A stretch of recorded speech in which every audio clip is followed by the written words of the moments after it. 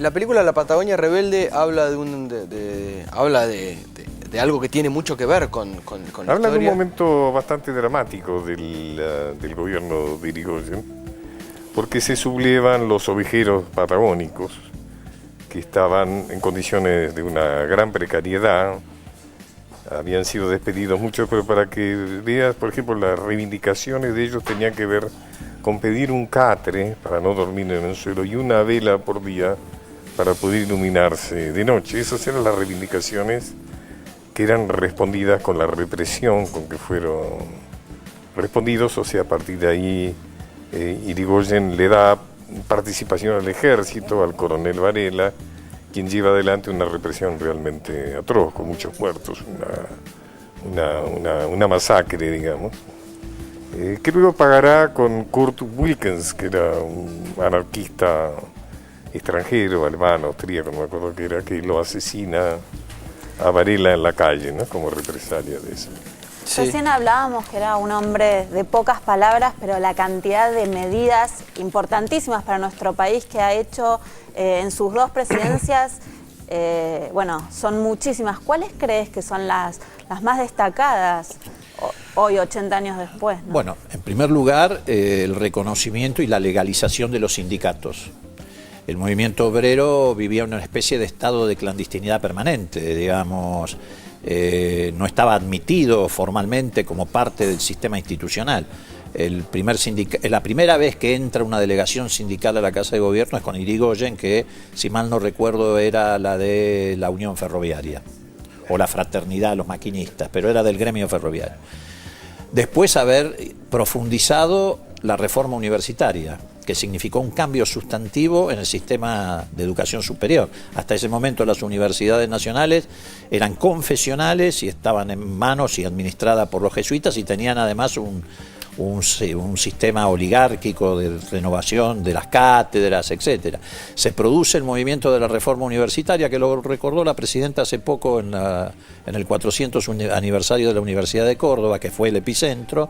Irigoyen interviene en las universidades para favorecer al movimiento estudiantil y, bueno, cambia sustantivamente, se pasa a una universidad laica, una universidad de cátedra libre, con participación estudiantil en el gobierno de la universidad, es decir, entra el pueblo a la universidad. La creación de YPF, la reivindicación que hace Irigoyen en el 29 a través de un proyecto de ley del petróleo como una riqueza inalienable de la nación. Eso fue uno de los factores que provocó el golpe de Estado. Siempre se dijo, Pacho lo recuerda seguro, que el 6 de septiembre tuvo olor a petróleo. Porque allí jugaron un papel muy importante las 7 hermanas, que eran las compañías petroleras predominantes en el mundo, que frente a esa decisión de Irigoyen de nacionalizar el petróleo, porque una cosa era crear YPF y otra cosa mucho más importante era nacionalizar el petróleo como recurso. Bueno, fueron los que financiaron en buena medida también el golpe de Estado. Además hay que reconocer Irigoyen algunas medidas sociales, algunas de las pocas que pudo aprobar por la gran oposición que tenía en las cámaras, por ejemplo, las jubilaciones, ¿no? Él dictó algunos, logró colar, digamos, algunas leyes ligadas a la jubilación. Claro, porque como dice Pacho, él tenía minoría en el Senado, gobernó siempre en minoría en el Senado. El 1 de julio del 74 fallecía Juan Domingo Perón, y hoy, pero de 1933, fallecía Hipólito Yrigoyen. Esta tarde, a las 7 de la tarde, aquí por la televisión pública, y a las 21 horas por el canal Encuentro, se podrá ver un documental, una película que, justamente tomando como referencia estas dos fechas tan importantes, los historiadores Javier Trimboli y Gabriel Di Meglio, junto con la socióloga y directora del Museo del Libro y de la Lengua, María Pía López, reflexionan sobre estas dos figuras fundamentales de la historia argentina del siglo XX. Esto, como dije, se podrá ver hoy por la televisión pública y por el canal Encuentro. En la televisión pública a las 7, por el canal Encuentro a las 9, y incluye material de archivo de época que recuerda esos momentos destacados de la labor de estos dos grandes líderes de las multitudes argentinas del siglo XX. ¿Qué analogía podríamos hacer entre estas dos figuras? Bueno, los dos en cada momento representaron los intereses populares frente a los intereses dominantes, los intereses del privilegio.